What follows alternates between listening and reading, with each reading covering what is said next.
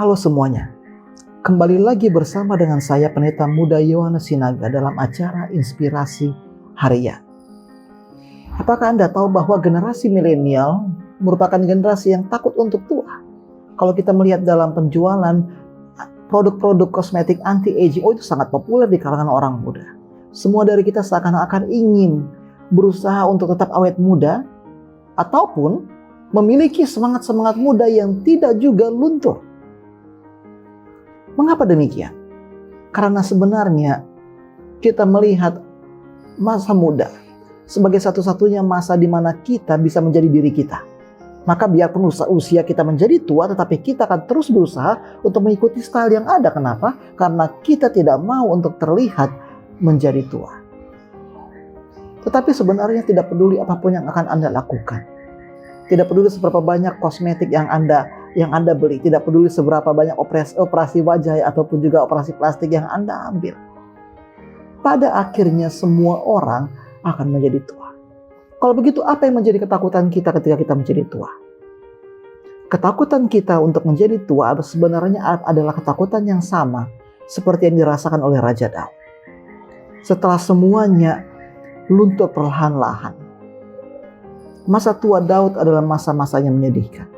1 Raja-Raja 1-4 menyatakan bagaimana Daud tinggal seorang diri di masa tuanya. Tidak ada keluarga yang merawatnya. Tidak ada anak-anak yang datang ke sisinya untuk menguatkannya. Bahkan para pengawalnya harus mencari seorang perempuan untuk menghangatkan tubuh raja yang begitu dingin karena kesepian. Dan inilah ketakutan kita terbesar ketika kita menghadapi masa tua. Kesepian dan kesendirian. Sepanjang hidupnya Daud telah mengasingkan keluarganya. Dia tidak memberikan terbaik kepada anak-anaknya maupun kepada istrinya.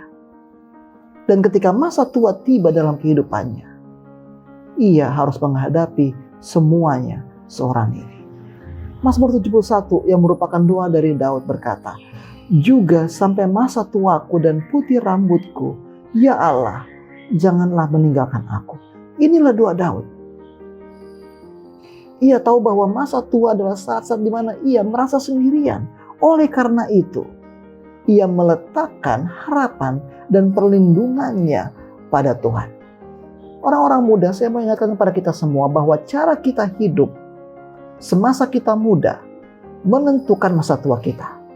Iman yang kita miliki semasa kita masih muda akan tetap menjaga kita ketika kita memasuki usia tua.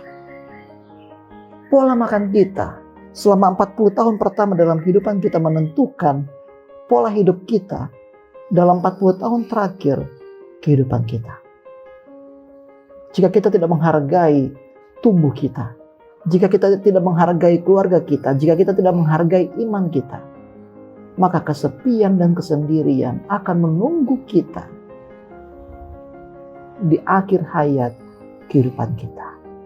Tetapi kemudian Daud melanjutkan mazmurnya dengan satu harapan.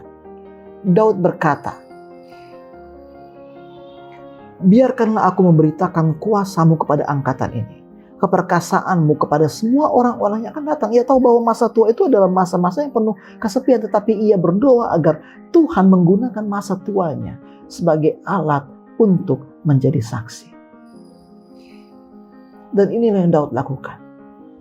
Ketika ia memilih Salomo sebagai pewaris tahtanya, ia mulai menggunakan semua waktu yang tersisa untuk melatih, mendidik, dan membesarkan Salomo sesuai dengan apa yang Tuhan telah ajarkan kepadanya.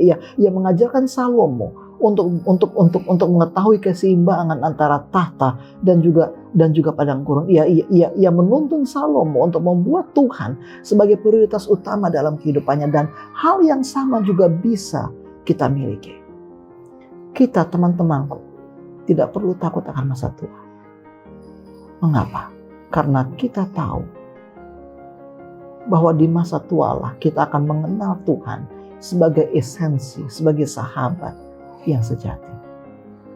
Daud belajar berjalan bersama Tuhan di masa tuanya. Daniel melihat Yesus di masa tuanya. dan Yohanes kekasih menerima wahyu di Patmos di masa tua. Apa yang akan terjadi di masa tua Anda? Apakah Anda akan hidup dengan penyesalan dan kesia-siaan, atau Anda akan memilih untuk menemukan kembali iman yang Anda miliki di masa tua? Pilihannya ada di tangan Anda. Mari kita berdoa. Bapa di surga, kami menyadari Tuhan, masa tua adalah satu hal yang penuh kesepian. Oleh karena itu, izinkanlah kami Tuhan, semasa kami masih muda, untuk menggunakan waktu kami mengingat Engkau, menggunakan waktu kami mengasihi keluarga kami, dan memohon agar kami bisa menjadi saksi bahkan di saat kematian sudah dekat dalam kehidupan kami. Inilah permohonan kami. Dalam nama Yesus kami berdoa. Amin. Demikianlah renungan kita.